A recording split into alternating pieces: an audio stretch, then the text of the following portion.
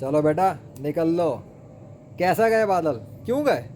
मैं बोल कर गया था ना इन सबको, बोला था ना मैंने कि जाओ ख़त्म हो गया तुम्हारा काम, हो गई ड्यूटी पूरी, चलो। उसके बाद बादल क्यों चले गए? सितारे क्यों चमकना शुरू हो गए? कभी गौर करना जाहिलों, अकल के अंधों, जिस साइंस को तुम कहते हो ना बादलों को, अगर अल्लाह चाहे ना तो सिर्फ मेरे कहने पे भी चला जाता है सिस्टम। ये उसका सबूत है लाहौर शहर के अंदर। और फ़ोटो देख लेना इस वीडियो में और दफ़ा हो जाओ यहाँ से। भौंकते रहो इस्लाम के ख़िलाफ़, मर जाओ अपनी नफ़रत में।